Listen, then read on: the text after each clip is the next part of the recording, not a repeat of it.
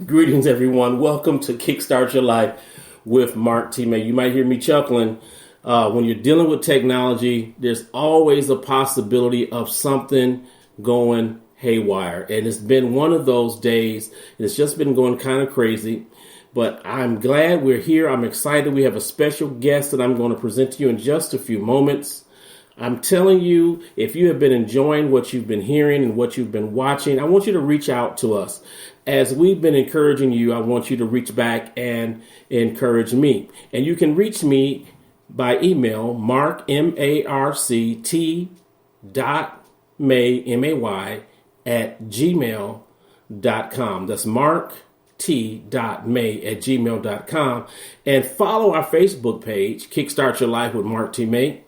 And you can instant message me there, and I'll be glad to reach back out to you. So thank you so much for all of you who have been watching and listening around the world. I shouted out India, Brazil, Venezuela, and so many other places. Thank you for tuning in to Kickstart Your Life with Mark T. May. Now, I'm getting ready to bring on a special guest right now, all the way from Detroit, Michigan, from the Motor City.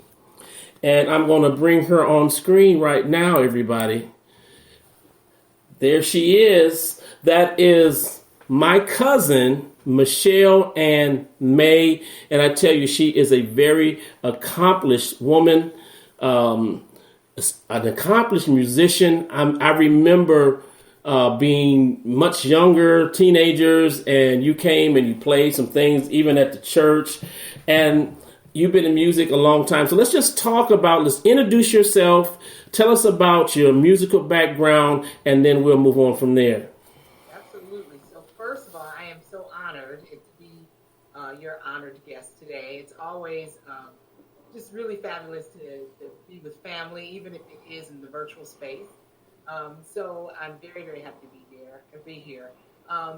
Michelle May is my name. I am a born and bred Detroiter. I've traveled all over the world, but never lived anywhere else. I am actually in the house that I grew up in. And I have several careers, but my music, which we're going to talk about today, I am a professional violinist and flutist. I actually started playing piano with my mother, who was a concert pianist, your Aunt Mary. And I started when I was about 5, 6 years old. She was teaching us. And then, back in the day, music was proliferated in the schools. It was a no-brainer. You had sports and you had music and everything, not like it is today. And so one day in fourth or fifth grade, I think I was about 9 years old, a woman had come into the school and she said she was going to start teaching string instruments. And we had already had field trips to the Detroit Symphony Orchestra. Imagine that. And so I just thought that was fascinating. But I already had grown up in a family, and around music. I mean, the same way. The May family is very creative, and music is a huge part of our life. And so I was already familiar with music and everything, but somehow I was just fascinated by it when she held up the violin. So anyway, I came home and I asked my grandmother. I said, "Could I take violin lessons? This looks really interesting." And she actually kind of got teary-eyed because violin was actually her favorite instrument. She had heard someone play on the Ed Sullivan Show back in, we're aging ourselves, but whatever. And they played a very beautiful piece called Meditation from Thais, and she just loved that piece. And she was like, absolutely, so I didn't realize it was such a big deal. So what she did, which was kind of funny, is she went out and she bought me like a brand new instrument. It was all shiny and everything. And with a violin, because violins are very fragile, with the wood and everything. Yes. Student instruments tend to have a lot of varnish on them and everything because they know that, and they're made a little bit thicker wood because, as a young person, you might be bopping it around or whatever. But anyway, so she bought me an instrument, and they don't make them like this anymore. When you opened it up, it was a bright yellow shag interior in the case. So when you open it up, it was like, and so I got a little bit of hateration from my classmates because they had to use the Detroit Public School instruments that were kind of scratched up and all this kind of thing. So it was kind of funny. But anyway, so I started playing violin, In fact, in my case, which I don't have right now, I have a picture of me on my very first recital, which was at my elementary school. Wow. Yeah, I keep that in there to see from whence I came. And then about 2 years later, and this is it's a funny story, but it's absolutely true. So the neighborhood that I live in is a historic neighborhood in Detroit, and one of our very famous neighbors, it was Barry Gordy, who of course ran Motown up until like up into his 80s, and he just recently Yes. retired. And so I was, as many black girls were, little young black girls were, totally and head over heels in love with the Jackson Five. Okay, so at this point it's like in the early '70s or whatever, and so I had the Jackson Five and Michael Jackson plastered all over my room. As a matter of fact, I'm thinking while I'm here, here it is. I think I have here it is. This is my autograph picture. I have the pictures with all their autographs that my godmother got for me. So it's just amazing that I'm just talking about this and they just happen to find it there. So, but anyway, so totally in love. And then one day, my father, your uncle, Leon, said to me, "No, Barry Gordy lives right down the street." And I was like, "What?" So I'm thinking in my, I don't know, 10-year-old mind that I could pack my stuff up and go down the street and I'll go to the Barry Gordy store and marry Michael Jackson. This was going to be my husband in my 9-year-old mind. But anyway, so and honestly, I don't know how I came up with this scheme, but I knew my grandmother was not going to let me quit violin. But I also knew that I had only been playing for a couple of years and I wasn't good enough to play. And I was listening to a lot of Stevie Wonder and the Motown stuff. And there's of course a lot of string players on there playing the string arrangements on those pieces are fabulous, And I wasn't anywhere near there. But my mother was mentoring a young woman named Penny, and I forget what her last name was. But Penny was a singer-songwriter. She played guitar. She played flute. She sang. And she was hired by a few record companies, Motown being one of them. Because sometimes Motown would have a team of songwriters. And anyway, so on one of the Jackson 5's albums, I think it was the third album, there's the song "Never Can Say Goodbye," and that's the jam. In the background, if you listen to it, there's this beautiful flute obligato. Again, I don't know what I was thinking. I thought, wow, okay, I can't do violin yet, but maybe if I learn flute, Penny teaches me flute, then I could go and marry Michael Jackson. So I went to my grandmother and I said, "Can Penny teach me flute?" Didn't tell her why.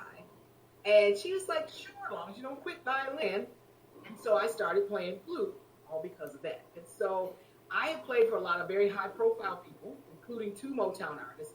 Never had a chance to play for Michael Jackson, but that music was a huge thing. So anyway, growing up in Detroit, right now I'm a violinist.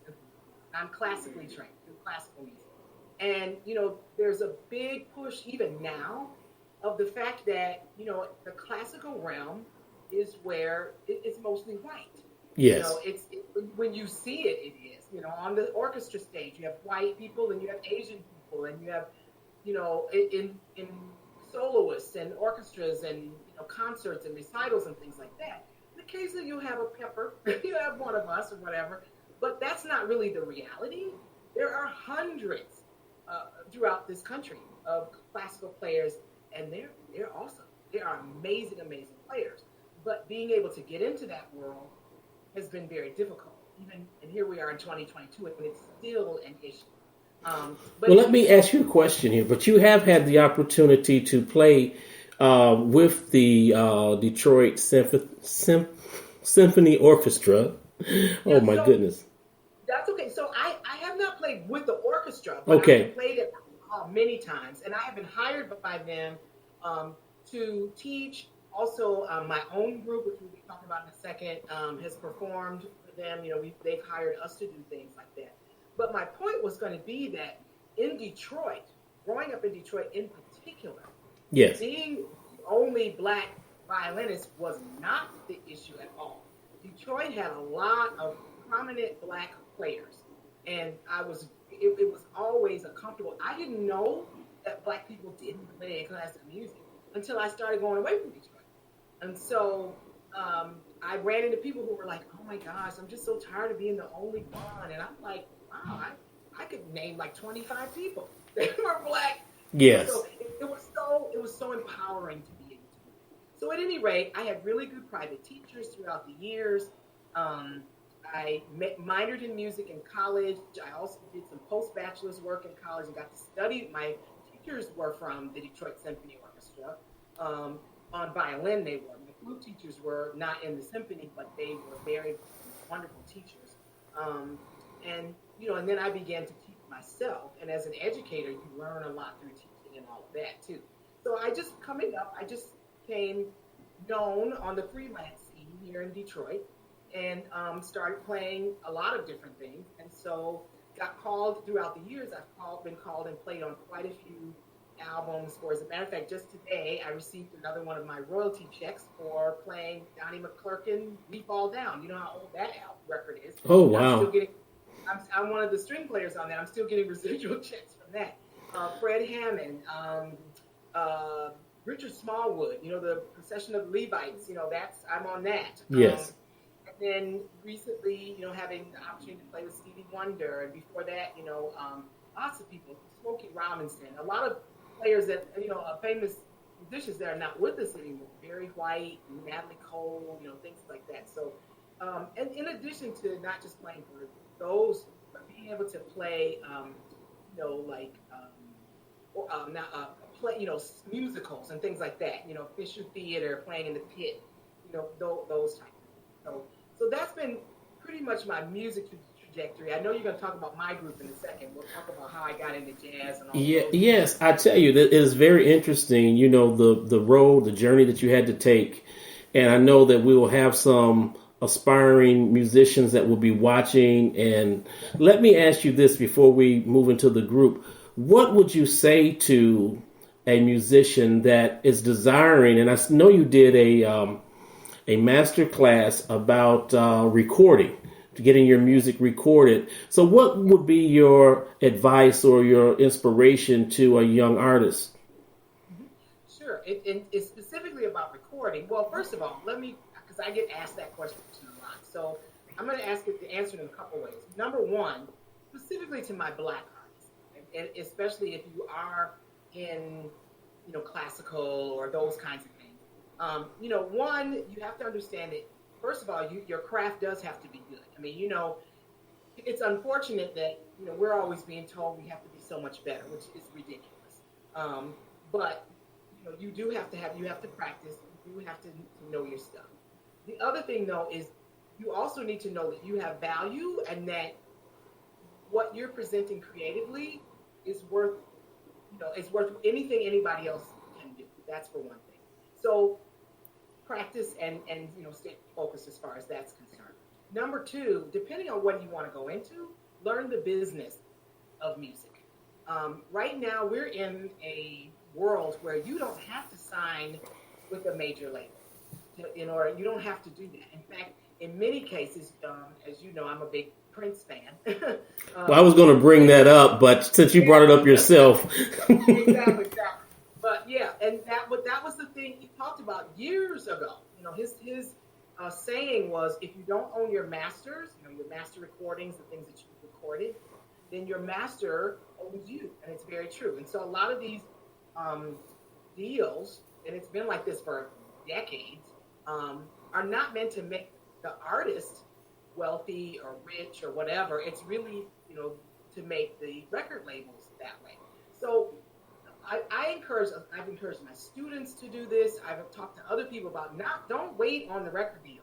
You can be putting your stuff out now. You've got YouTube, you've got SoundCloud, you've got all kinds of things, and there are avenues for independent musicians, and we'll talk about that when we talk about my group, where they can put you out there and you look just as good as any of these multi-million-dollar artists. It just depends on what you want. So you do have to be. I ran a course called Launch Your Recorded Project, because I also know that there's a lot of people, not just young people, but who are always doing live work, but they never record. And what recording does is it allows your audience to then you with them. Yes. So and that's the issue that we had initially in our group too, is that we were performing and we didn't have any records, and people would always come, where are your CDs? And so it's a record. Right now we're not really in the CD world so much, although vinyl is popular, but even streaming is still, it's a record of your creativity. It's a record that's going to outlast you when you're long gone. Will some generations later will be able to listen to your music, and that's important. Most people are not doing music just for themselves. People, you're performing because the reaction that you get from people and how you move people, no matter what it is, whatever kind of gospel music, classical, R&B, rock, new age, new wave, whatever. Yes. People come to see you and they have a reaction, and so that's important. That's important that you're having that kind of impact.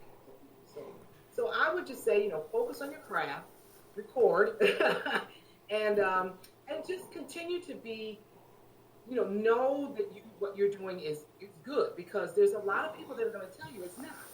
Yes. It's not. And so I used to, when I was doing a lot of teaching, I don't do as much teaching anymore. And sometimes, especially my students that really wanted to make this their life, I was a little tough on them. Yes. And, sometimes they'd be like, and I'm like, wait a minute now, you're going to go into this, you got to be strong, because there's going to be people, you're constantly hearing, no, you're not our type. This isn't the type of music. We're not saying stuff, we're going to turn down your record, whatever. You don't have to internalize that and think that now I'm quitting. Yes. You don't quit. You just keep going. You said something in there about knowing your value. And I think that's very important, that a lot of times people I guess I use it this way. They don't know how to appraise themselves accurately. So sometimes when you don't know the value, people will take advantage of you. And, I know a few people that are in the music business, and I hear these stories all the time that you don't know, they will get you, and I have and I'm not going to say any names, but I have a personal friend who did some work that was actually Grammy nominated, and he received nowhere near what he was supposed to receive from the artist. And like you said, know the business. And, people, will say, I'll take care of you and I'm going to do this and I'll get you on the back end. You hear all these types of things. Oh, yes. And yeah, exactly. If you don't know the business, they will take advantage of you. I don't care how nice a person they may be. And I'm going to add this too. It doesn't matter what type of artist it may be either. It could be R&B, jazz, Christian, gospel. It happens. And I know you've heard tons of these stories, but we don't want to go down. We won't go down that road. I experienced that with a prominent gospel artist, but we're not going to go down that road. Yeah, so, we won't go down that road. You have to not only know the business, you also need to know how to negotiate that business. It's one thing to know it. It's another thing. One thing you just brought up is that people can be very persuasive. You might know the business, but when you're sitting in that hot seat and somebody's telling you the things that you just mentioned, will take care of you, yes, they sound really good. The other thing I would recommend too is never, ever, ever, ever, ever sign anything without representation. It is I have had frequently people reach out to me for to license my music for like films and things like that. Which initially, that's pretty lucrative or whatever. But see, I don't know anything about that stuff. That's not really my wheelhouse. So whenever I get that kind of request, I go straight to an attorney. Who does know, and we work those things out. And I have to tell you, there's only been 2 times that my music has been used because it was done properly. Yes. And then I come back to them with my attorney says, and we need this and that. Crickets. I don't hear anything after. Oh, wow. Phone calls aren't getting returned, which is fine because that means you go shammy, and I don't want to be involved. Well, that is a good lesson. But one thing that comes out of that, that your music is good enough. Mm-hmm. to be in the movies. So, when that time comes, we know when the door opens, nobody else is going to be able to shut it. Now, what I want to do, I want to roll in about your award you received a few years back, the Kresge Arts Fellow. So let me see if I can get this happening here. I'm over here being the producer, and we'll see if we can get this all right. Okay, here we go. And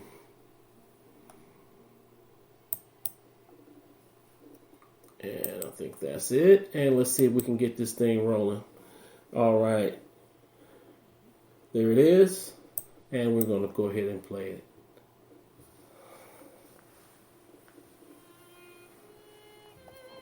I am Michelle May, and I've been performing probably for about 30 years. Growing up in Detroit, can you hear the sound? Is everywhere. I hear sound on mine. Let's see what's going on. Black people playing classical music here in Detroit. I've always been a part of someone else's project and things like that, which was wonderful. I started to want to do something different, and I knew that I had musician friends that wanted to do things a little bit differently, liked different types of music than what we were actually joining groups to play. Most of the people I was connecting with that wanted to do this were women. It just seemed to be kind of natural. So I started the group that I have, Musique Noire. All of the women in the group are wise women with wonderful musical and, social justice ideas. It's just something I've been doing all my life. It just seemed natural that not only were we going to, produce music and concerts and things like that, but we wanted to inspire. A lot of people need hope. They need hope. They need something to hold on to. And, I don't know anyone that doesn't like music. I wanted to speak to a specific experience. So women are at the forefront. We have men in the group, but women are at the forefront. We're writing original music. So this is now us as songwriters, too, having our voices come out artistically in a way so that people can see what we're thinking about, what we're talking about.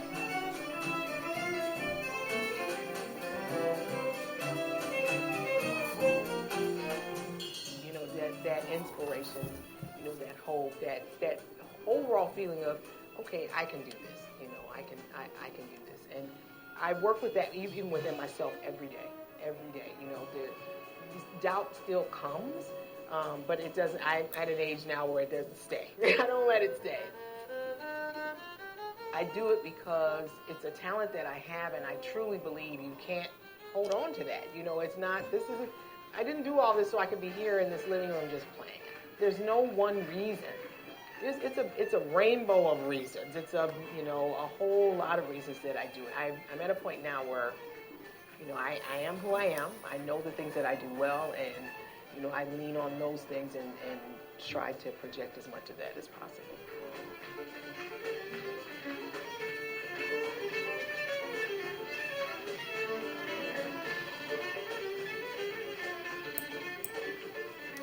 All right, that is awesome. So tell us a little bit about that. Tell us about your group and. Sure. Okay, so we'll start with the group. So as I mentioned in the film, I was especially a lot in the 1990s, about the 90s. I used to play in a jazz orchestra every year at the Jazz Festival, and I actually started.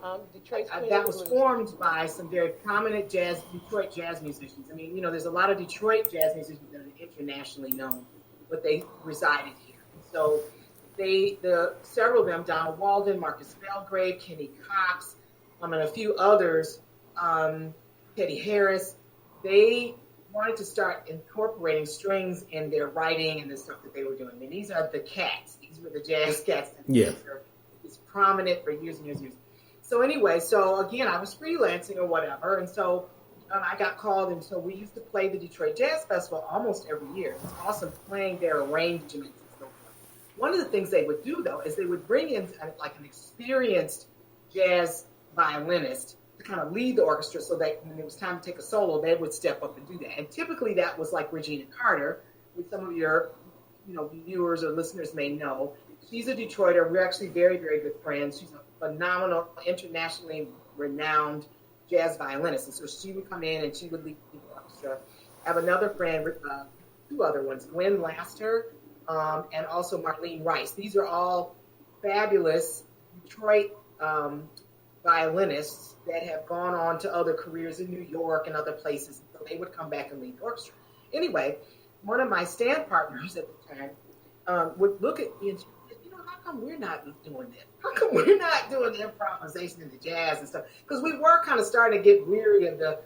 Yes. I mean, I love classical music. Don't get me wrong. Absolutely love it, all of it. And I'm all in it, but I was kind of ready to start doing something else. So she and I decided we were actually going to start really learning this. Because learning jazz is no joke. It is not an easy, genre to learn, especially coming from classical where you read everything. Yes. Jazz, there's some reading, there's a lot of reading, but most of it, of course, is improvisation. And the way that you approach the music is different from classical.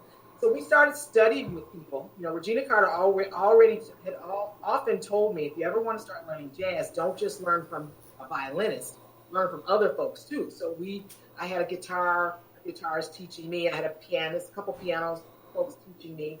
And then I started joining groups. Not necessarily jazz groups, but I had one of my mentors, and she's really a colleague too, is the great bassist Marion Hayden, who lives here. And she said to me, you can do all that learning you want, but you need to get in a group. You need to start practicing and doing it. So I joined a group that was kind of combining like techno music with jazz and live music. So I did that for a while. And then I was in an R&B group. But it just still wasn't satisfying. I mean, it wasn't, and part of it was just the way the groups were run. And, no shade on the men. Most of the groups were mostly men. And it was a trip. It was just like, oh my gosh. So one of the groups I was in, rehearsals used to be just so that they could get away from their wives, really. And so they'd be sitting there drinking beer and talking about sports. And we'd be like, and when's rehearsal going to start? Wow. So, this would go on week after week. And so, but it was still a good thing because we would get gigs and I was out in front, kind of a solo, and I was having to improvise even over the R&B stuff, and it was classic stuff, Isley Brothers and, stuff like that. So it was fun, but I wanted to do more. And then I also had a couple of violin colleagues or string colleagues. One was a violist who really were experienced improvisers. I mean, they really knew how to play. And they were looking to do something. So it was my sister, your other cousin, my younger sister, Angela, who said to me, you ought to just start your own. And I never thought, I was like, really? No, I can't really do that. But then I started really getting frustrated because I wasn't getting what I needed with the other groups. So I'm like, you know what? Let me go ahead and start. So the couple of women, it turns out that the people that were saying they wanted to do more, it just so happened they were women. So I ended up starting a group, and the name of our group I had is Musique Noire. It means that this is actually one of our first albums. Musique Noire is black music in French, and the reason we chose that name is because our music we call it world jazz, which is jazz music, but it's got world music influences in it. And jazz is black music.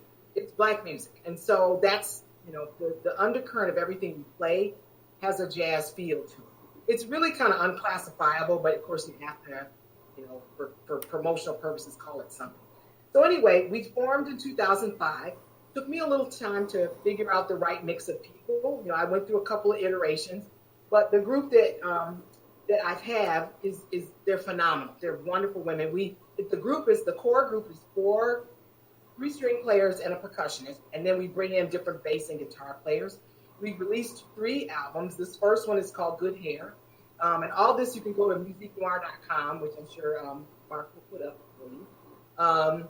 That was the first album. This album is just basically a showcase of what we can do. So there's some of everything on this album. There's like a funk tune, a couple of Latin tunes. There's a jazz tune. There's a jazz ballad on it. There's a Beatles tune, that kind of thing. And the funk tune I wrote because, growing up in Detroit, funk is a big part of what we listen to, too. Oh, definitely. Yeah, those are Detroiters, So I wrote a tune to show that string players could funk, too. So I that's on that one. Then the second one we did was a holiday release. And that was because I'm also a member of the Recording Academy. And so, that's the Recording Academy, produces the Grammys every year.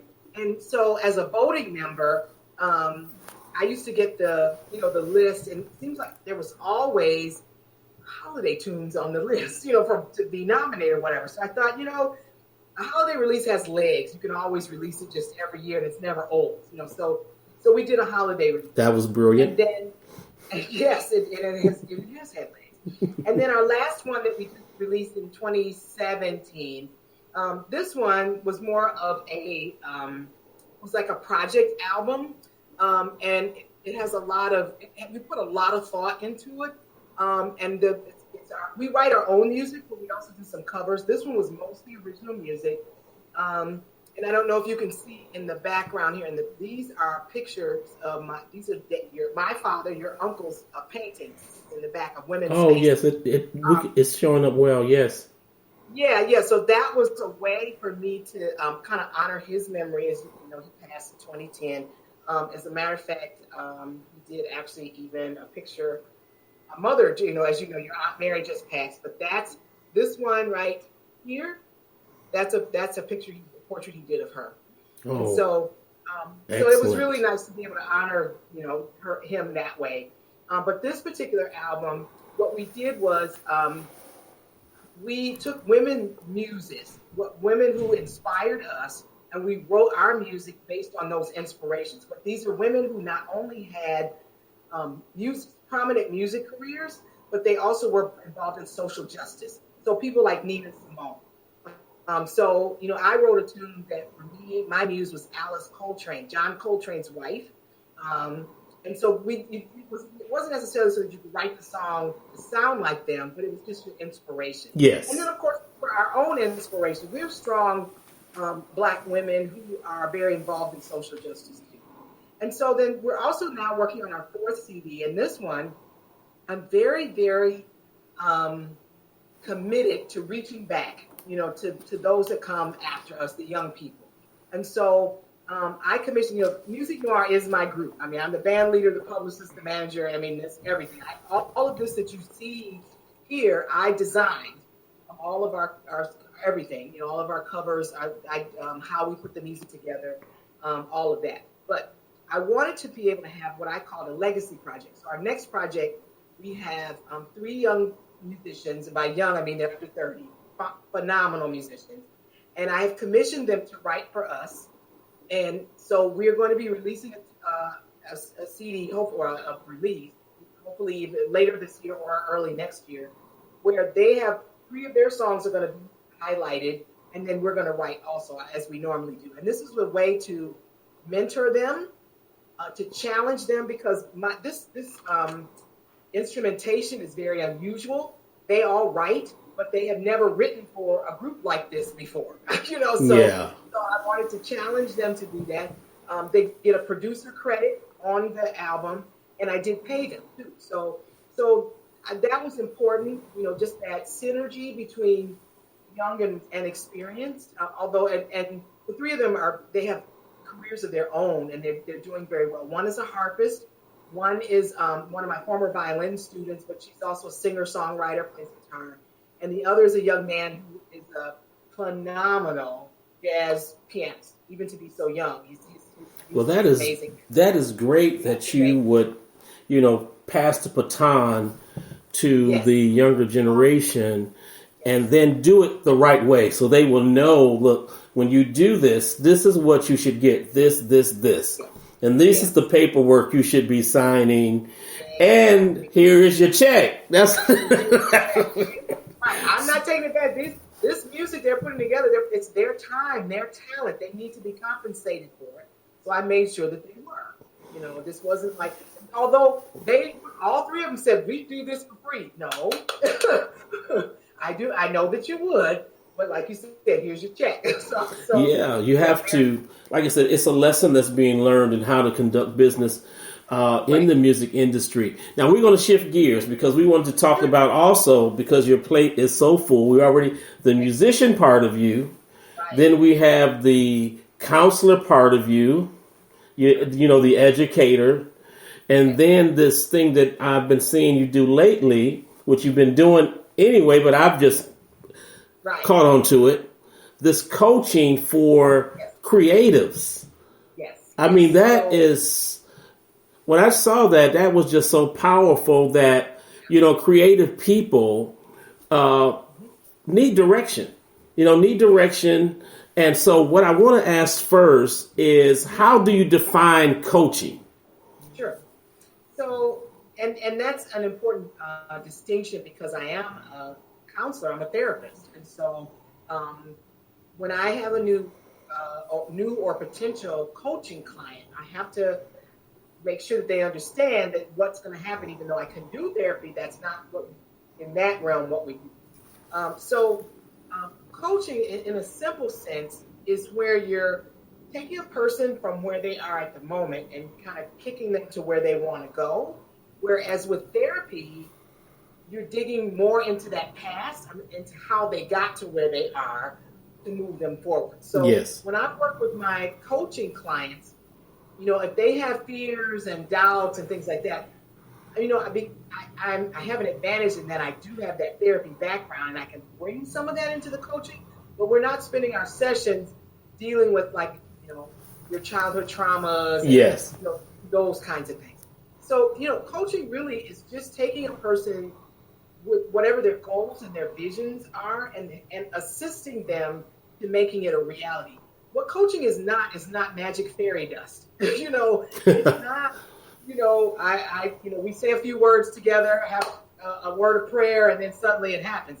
There's work that you have to do, so it's a team thing. There's a partnership, and really therapy is too, but coaching is a specific kind of partnership. So the kinds of what I basically do is, my elevator pitch is that as a coach for creative professionals, that I help them master their visions and their goals so that they can move forward to have an abundant, authentic life. That authenticity is very important, especially in the creative world. So many people feel like that they, really in real life too. I mean outside Yeah. of creative life, they feel that they have to mold themselves into somebody else's idea of who they should be. And that happens a lot in the creative world, especially singers and things like that. And then the whole idea around abundance. There's this mindset that, you've got to have it's the starving artist. You know what I mean? And that does not have to be. That does not have to be. Artists, creatives can live a life of abundance like anyone else. I consider abundance not just money, of course, because we're all wealthy. Wealth to me is not money. Riches is money. That's how I define it, and it kind of Yes. seems to for my clients to understand that don't say you're not wealthy when you're standing here and you're investing in your growth, that you've got all these great ideas and you're out here serving. That's a wealth mindset. Your bank account might not be rich, but that's a portion of what wealth is Yes. to me. So I got into coaching because, like you just said, I was doing it anyway. I became a counselor in the early 90s. I had my master's in counseling. And I mainly, although Angela and I have a private practice, my sister is a doctor of psychology. We did therapy and consulting for a long time, and then the recession hit. And so we basically kind of stopped that, and Angela was doing a lot of consulting. And I've been working for many years now, almost 30 years, at a local community college. And I was also at a university. I was a college counselor and advisor. And I'm an educator. I love higher education. It's difficult for people to get into higher education. It's more difficult to complete your degrees than it is to get in. Yes. And so because I've been successful at that, my sister and brother have been successful at that, I wanted to be a role model, first of all, for our people, for Black people, and then for women, and then, I'm role models for everybody, but that was kind of my emphasis. But I really looked at it because my position right now, I'm actually transitioning out of. I'm only going to be at the college that I'm at for one more year because I want to do this full time. I want to coach. I want to counsel. I want to go back into full-time entrepreneurship.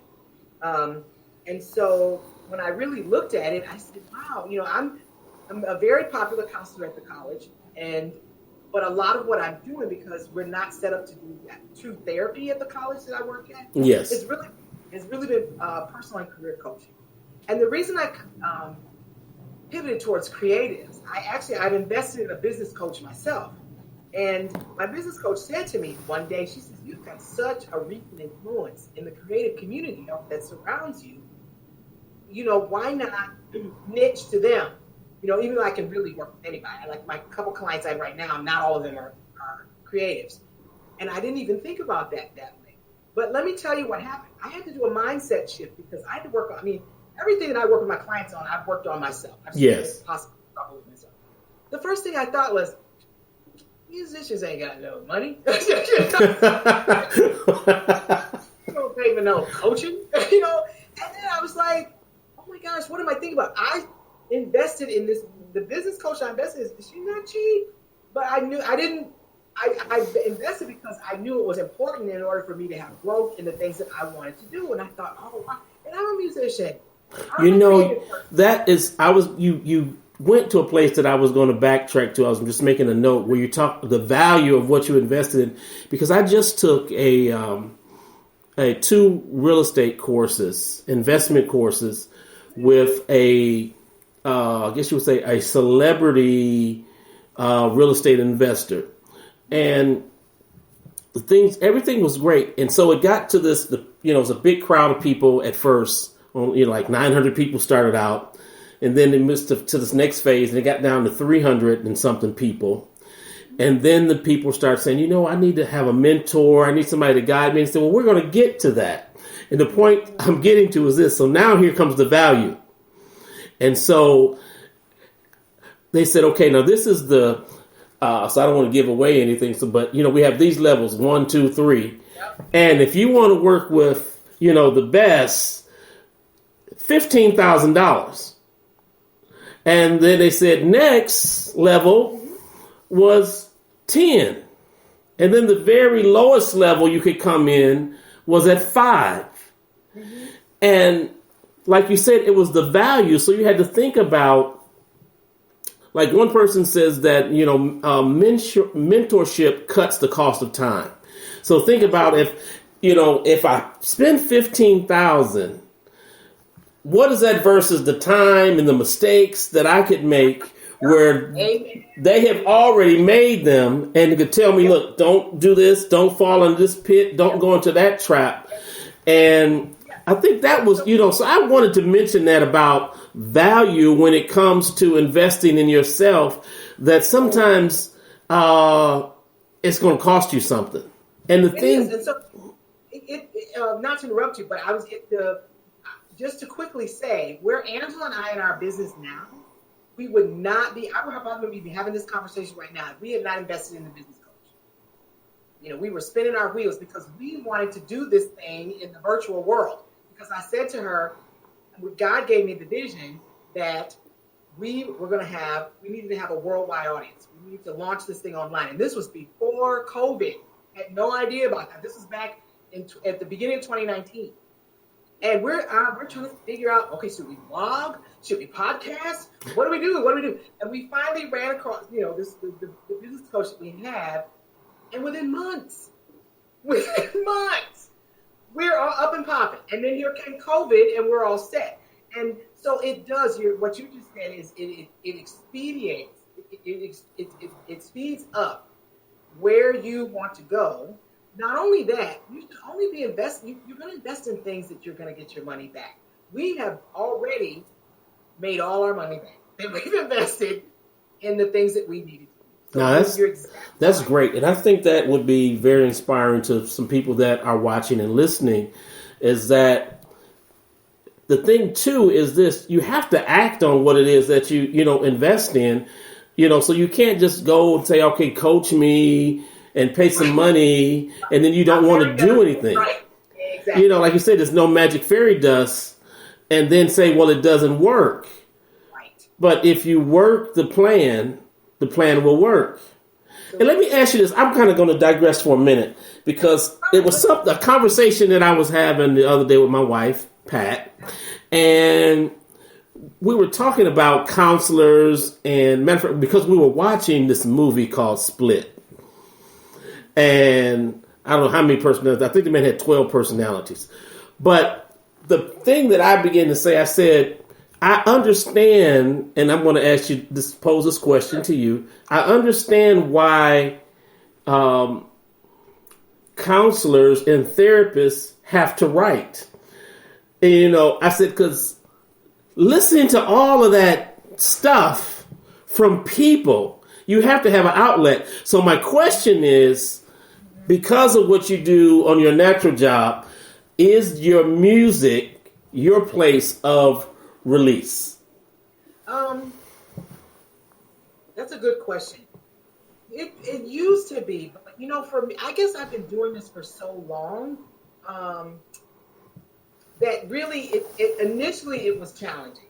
But I will tell you this: it's been a long time since I've been challenged that way. Because except for this past year, the COVID, even though we weren't doing therapy, my students during the pandemic, all of 2020, the anxiety levels were through the roof.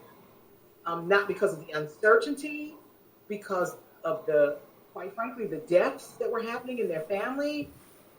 Not to mention, all piled in there was, of course, the police brutality and George Floyd and all that kind of stuff. It was off the chain.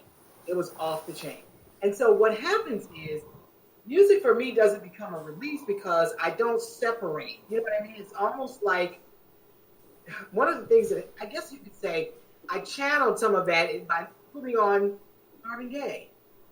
What's going on, listening. Yes. You know what I'm saying? Because how relevant is that 50 years later? His album, what's going on? It's like if he could have written it today. So music for me is always, it's in my DNA. I mean, it's a natural thing. I don't ever separate, to be honest, I don't say, well, I'm stressed out, let me go play the violin. Because sometimes the violin playing stresses me out. Oh, that sounded awful. But I do music, I listen for sure. I definitely do that. Even though I write, for the projects that we've done, I'm not one of these people that wakes up and says, "Ooh, I got to get that on paper." I got an idea for music. I write kind of because we have to. Yeah. But my music community, for sure. I mean, I'm just as affected within the music as I am with working with the students or whatever. So for me, it's not really an escape, although I know for many people it is. But for not practicing the music, but listening. A lot of what Prince wrote, and especially there's a lot of things, a lot of more of Prince's unknown work. Of course, I'm a huge fan, so I know all his work. But a lot of his work spoke to this today. So, a lot of times I would listen to that. Sometimes I pull out, when in doubt, I go back to Walter Hawkins and them. So, I pull out the old gospel stuff we listened to and just have me a good hallelujah time. But the music, to answer your question, the music definitely carries me through. That's for sure. Okay, well that was the question, and that was a good answer. Now let's get back to the coaching thing, because there was something that you posted on your Facebook page that really grabbed my attention, and hopefully this will help some people that are listening and watching today. And you put down 4 mistakes that can derail a creative professional's career. And as I went through it, I'm going to let you touch on all these real quick. But the one that stuck out to me, and because you hear this kind of talk a lot, was number 3, where it says, thinking the struggle bus is the only way. And, you hear that, look, you've got to go through it, you've got to this, and you've got to have these failures, Right, exactly. Yes. And so when I saw that, that inspired me. So let's kind of go out of order and let's talk about that for a minute. Thinking that the struggle bus is the only way. So let me know when you're ready to get that up. And I got it. Yep, I have it here. So all right. So let's talk about that for a moment. Okay. So as I mentioned here, like you're just saying, people think that it's not easy to be successful, that you have to, and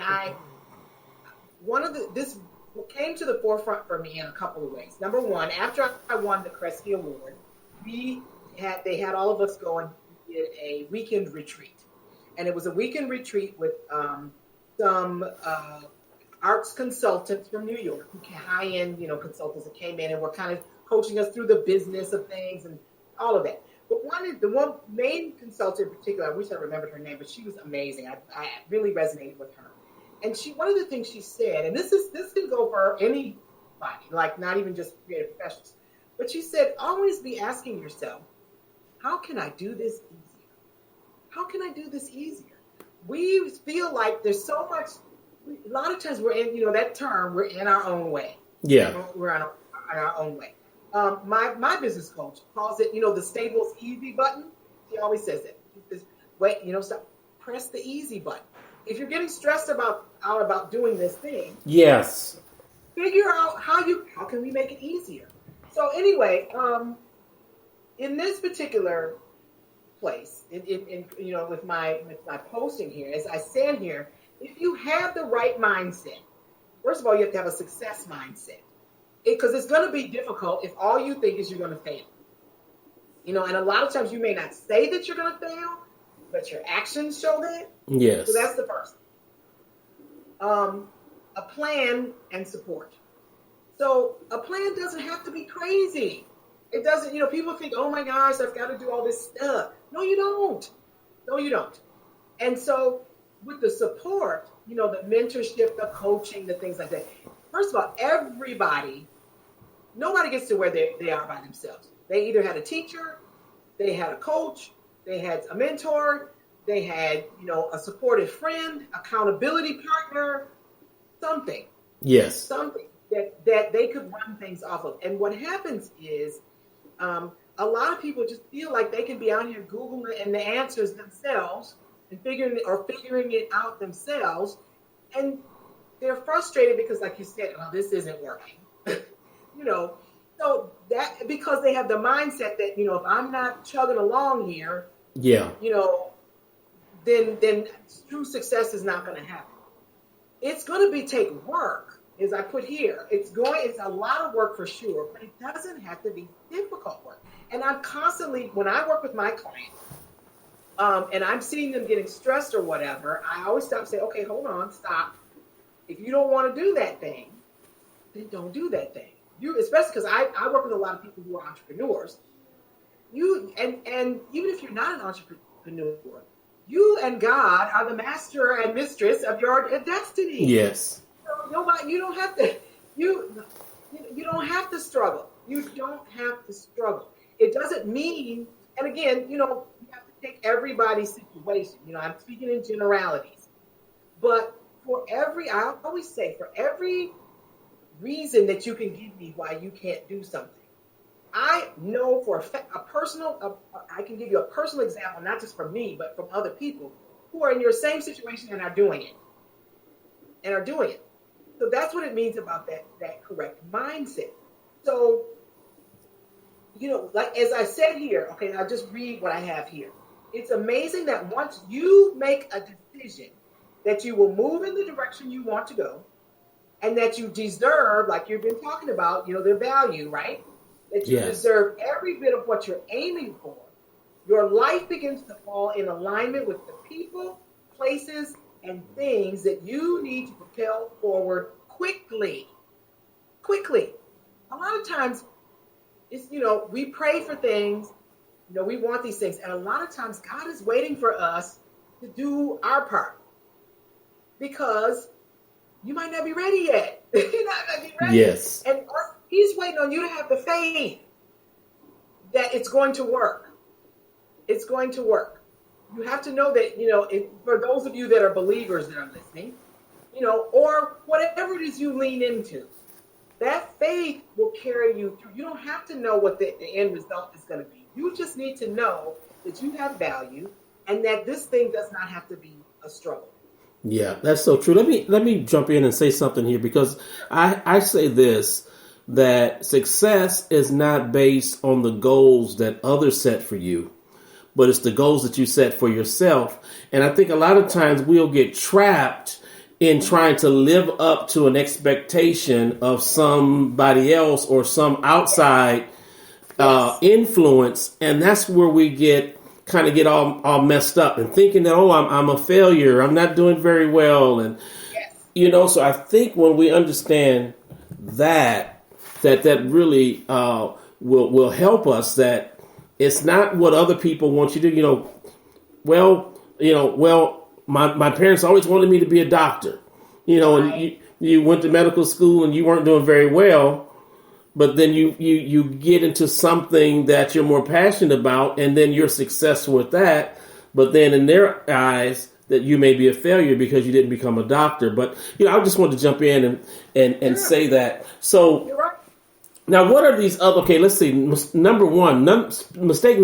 It says thinking someone or something else has the keys to your success. Yes. Okay. So you are enough. You are enough. We're always, it piggybacks on what you just said, looking for this outside validation. Yes. All the time. This outside validation. So I have here, did you not know that you have everything that you need for a successful artistic career? You have it right now. Many of the people, they say, well, I don't know what to do, all that kind of stuff. A lot of times you know what to do, but sometimes it's the fear that keeps you from doing what you want to do. So I have here, so many creative professionals are letting fear is huge. That's that other. Faith is the F word we want to lean into, Yes. but faith is the F word that keeps us from faith. I think I posted that also on my Facebook, that faith, what did I say? Faith without fear equals freedom, I think is what I said. But anyway, so many creative professionals are letting fear keep them stuck. They're waiting for the right moment, the right budget, the right people, years of experience, all that stuff. The time to move is now. The time to move. For every reason that you can find not to do it, Yes. Those are the reasons you should do it. That is really good. Let me add this, because this is something that I say that I found out when I was navigating and trying to do some different things. I realized that fear can be your compass. Now let me explain what I'm saying. That you may move in a direction and then you're like, well, what if I'm not successful? Or maybe you're changing your careers and then your peers are saying, oh, you're a sellout, you're going into another career. And then you start getting this, oh, maybe I shouldn't be doing this. Maybe I'm going in the wrong. But no, fear is really letting you know you're going in the right direction. Yes. Fear means go. Yes. All right. Fear means go. I'm going to steal that from you. Yes. I stole it. I love it. It's true. Fear means go. Yes. So that's good. Now let's jump down here. We've got number 2. Look at what others are doing. Yeah, looking at what others are doing. Okay, so looking over your shoulder.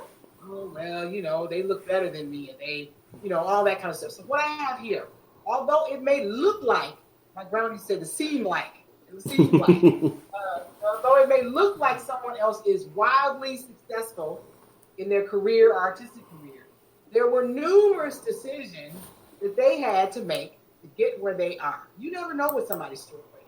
But guess what? None of those decisions had to do with you. They didn't call you up and ask you for your any of that. Yes. None of that has to do with you. You are on your own artistic path, and until you take the time to come up with a career strategy that's your authenticity, instead of trying to duplicate someone else, all you're going to reap is regret and frustration. One of the things, like, especially, I teach a course, I have a free masterclass that I did in my creative professionals group on pricing. And because pricing is tough for a lot of creative professionals, because people don't understand that creative work has value. I'm not everybody, but a lot of people don't. And creatives have a hard time sometimes pricing their work or their fees for these services. And so one of the things that I teach, and I teach my clients too, is that the number one thing that you don't do when you're getting ready to put together a price is Google what other people are doing. Okay. And I actually watched a training with a coach, a good thing. He was, a decent coach. But he said someone asked him that, how do I know what to charge? He says, well, you can go on Google and see what other coaches are charging. No, you don't do that. You don't want to do that. So you want to start with, number one, because it's the most powerful thing. What do you want to get paid? Start with that. All right. What do you want to get paid? Because here's what, and I have this exercise that I do also with my clients, because you ask them, what do you want to get paid? What do you think, you're worth? Well, I'm worth $10,000, but nobody's going to pay that, so I'm just going to charge $2,000. So, Yes. Okay, so, and how many of us are guilty of it? Me? Okay, so. Yeah, put up two hands. Yeah, exactly. I've done it. I don't do it anymore, but I've done it. But, sometimes I hesitate, especially when I know it's time to raise my prices or whatever. But you start with what you want to charge. Then you work that out in terms of your time, your talent, all of that until you come up with a number. Now, if you're in a certain market or whatever, and you want to look just to see what other people are charging, do that on the back end. Because I see a lot of people out here that are undercharging. By the time I get finished reading their services, and we get to the bottom, and they're like, and it's $350. I'm like, what? You just bounced out a $4,000 package on this thing, $350. And I also, depending on what people, again, we're trying to push the easy button. Yeah. It's very difficult. If you have revenue goals for the month, it's difficult to get to those revenue goals if you got to sell a whole or, offer a whole lot of low price stuff. That is true. That's a lot of work. But you're not charging just to be charging. That's why I want you to start from, what do you want? What do you value? That's much more powerful. Then, because you should be the barometer. Yes. That makes a lot of sense, because what happens, I believe a lot of people feel like I said, if I charge too much, I won't get no one will come, I won't get any clients. But from what you're saying, if we really grasp what you're saying, is this: you don't really need a whole lot of clients if you can get the right client. See, when you said you're going to charge $350 and you get, 5 people to pay you $350, and then you've got this one person out there that said, look, I'll pay $5,000 for that. But you don't know that, because again, back to this fear thing, fear is saying that's too much. Yeah, exactly. And for everything that's out there, there's somebody that's getting it for free, and there's somebody getting that same thing for $1 million, paying $1 million. So you decide what works for you and what you can stand behind and what you can stand. So a lot of my coaching is coaching that fear, and getting people to understand that you want to attract your ideal client, and your ideal client may not be, it doesn't mean that, so a lot of people feel, especially if you're trying to run a for-profit business. It's different if you're trying to be nonprofit. Like the client that I'm talking with right now, she has really big ideas about things she wants to do, but she started off already talking about she wants to work with low-income people, which is nothing wrong with that. But she's not going to reach her revenue goals by working with low-income people. Yes. You know what I mean? There's nothing wrong with that. I'm not saying that. But the only reason she's doing that is because her fear of charging for the package that she wants to put together. I said, you're going to just be frustrated because it's not going to sell. It's not going to sell because of who you're marketing it to. So you can always provide free. I think everybody should have a range of services, for sure, and a range of prices. But especially when you're getting started off and you need to get some revenue going, you need to start a little more on the premium side, depending on what it is. Now, again, with creatives, it depends. And again, I'm speaking in generalities, but a lot of my creatives that I work with are doing things like, I have one of my clients put together a music program, music education program. Now, he's not necessarily charging thousands of dollars for that, but he's charging more than he was because he really was providing a lot for, $150.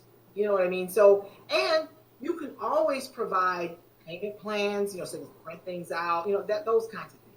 So we're getting into a lot of the pricing, but everything that the principles that you're talking about apply to a lot of people.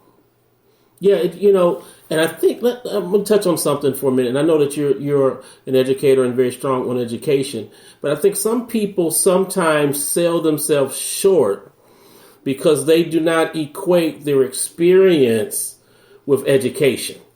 Right, that's the same. Oh my gosh! So I had a client who, even though she had her degrees or whatever, but she had a lot of experience, but she was allowing people to tell her that because she wasn't published, that they couldn't pay her.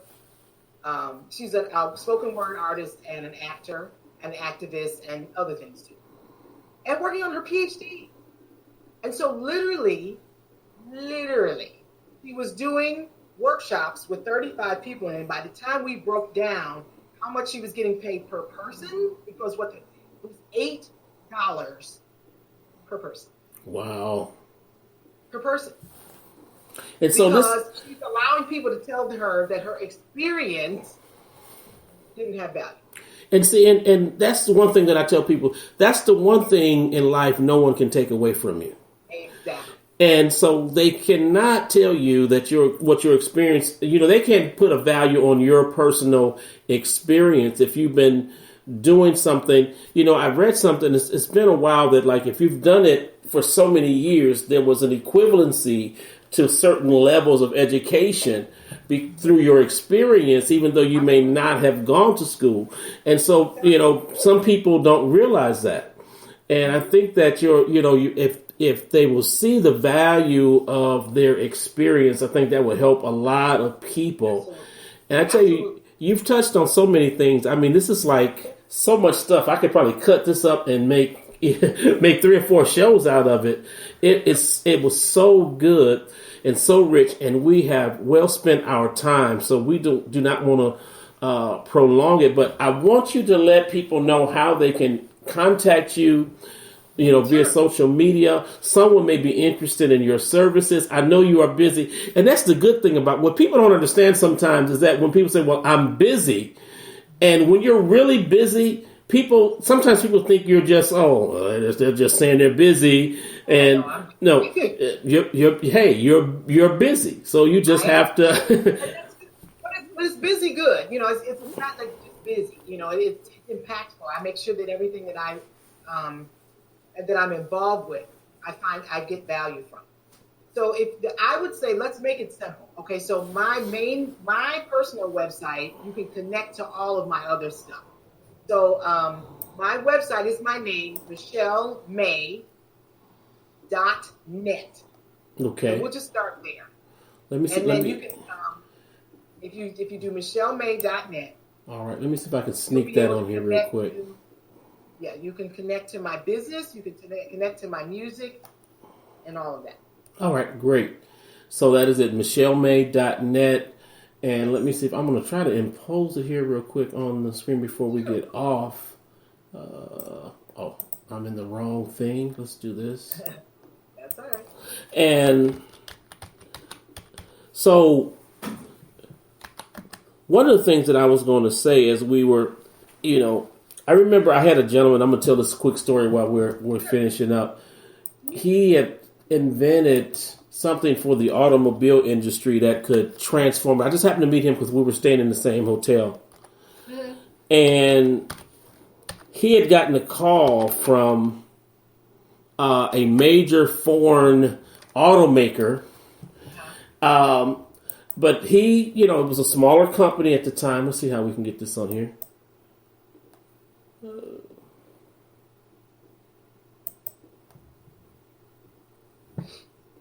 There it is. All right. And so they tried to get him, but he said he had so much going on that he wasn't able to attend this event in Europe that they were having. And so he said it created an unintentional buzz that, this guy would turn down, this big company and not show up. So he said it just created this buzz about his company and his business, which he did not intend to do. And so it made it seem like he was just, it gave a perception that this guy was doing a lot more than what he was doing. It was just a little small auto thing in Michigan. But he said he just couldn't leave because there were so many things that were going on. And so I thought I would throw that little story here on the tail end, because I want to thank you so much, Michelle May, for being on with me. I am so honored, and I hope the people are going to reach out to you and enjoy all the nuggets. I mean, there were so many nuggets that you dropped. Matter of fact, I might have to enroll and get my creative juices, get my creative juices between you and my cousin Angela. You know, you can get me all creatively, and then she can get my mind right. I don't know. You guys have been trying to do that for years, and I know that's not working. And so before I leave, listen, we are very close in age and in birthday. And so I just want to talk, this running joke. Of course, you said I turned 100 this last birthday. Right. So I couldn't wait for your birthday to come so that I can come back at you with that 100-year-old birthday. You sent the text yesterday. Do 100-year-olds stay up late? So we are 12 days apart. Yes. And so I really enjoyed it. And again, thank you so much. I'm going to end the broadcast, but I want you just to hang around for just 1 second before you go out. All right, everybody, we have been interviewing Michelle May, and she has just given us so much information. I'm excited, and I can't wait to air these broadcasts. And thank you again. This is Mark T. May, and you have been listening to Kickstart Your Life. Until next time, peace.